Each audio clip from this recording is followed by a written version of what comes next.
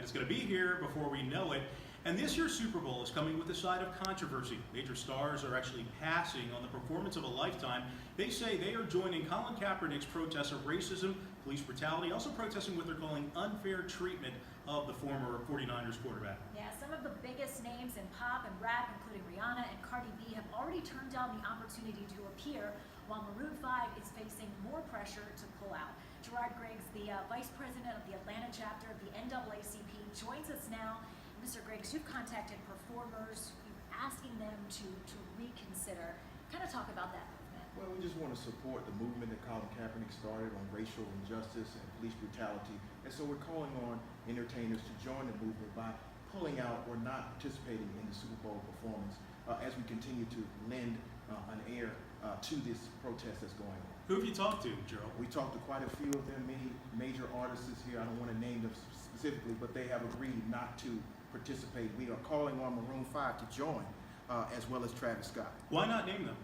Because we respect their anonymity. They want to remain anonymous, but they are lending their support to this movement. And we're calling on everyone else to join as we continue to raise awareness on the issue that Colin Kaepernick took a knee on. We posted this story on our Facebook page. It's already gotten a lot of reaction. I want to take one of those comments from Arlene Carter-Kimber. She says, why do these artists need an opportunity to promote an event for the gain of those who have not respected the sports culture and the players? The game should be played on the field.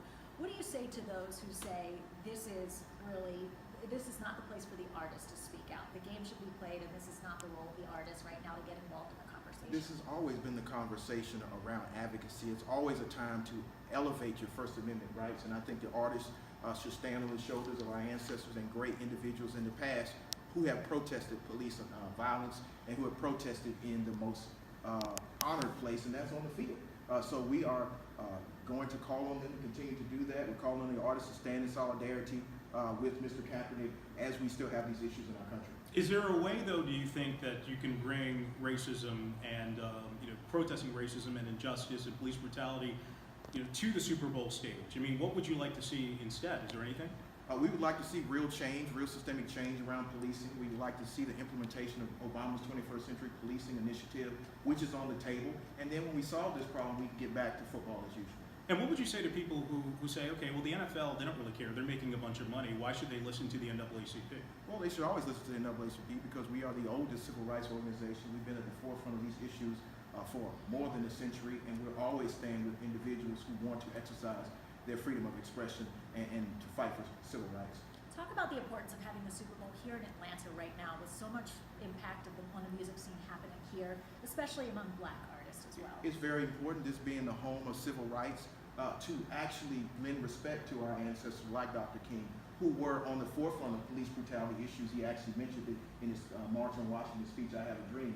So I think it's important for our artists to remember that and to always elevate that voice. It's more than just painting murals. It's actually about living out the dream out loud, and I think that's what this protest is about. You mentioned this to me before, that there's going to be some kind of day of action. Tell us more about that. Yes, there will be a protest. There will be a rally. We're still in the planning stages of that. It should be very impactful. We will be inviting the entire community. Stay informed on the NAACP's Facebook page as you will get more information on our rally. When will that be? It should be the day before the Super Bowl that Saturday. All right. Thank you so much, attorney. You're also an attorney. Yes. Gerald Griggs, thank you so much. Also NAACP Atlanta Vice President. Thanks so much for coming in. Thank you for having me. And we'll be following this story, including your rally, because here at CBS 46 we're about transparency. So even though we're hosting the Super Bowl, it's about transparency. We really appreciate you and the opportunity. Thank you for being here. Thank you. And CBS 46 is your official Super Bowl station. We will have extensive coverage over the next couple of weeks leading up to the big game on this story, so much more. We are the only station broadcasting live inside the Super Bowl fan experience. Live coverage starts Saturday, January 26th, and if you don't have a ticket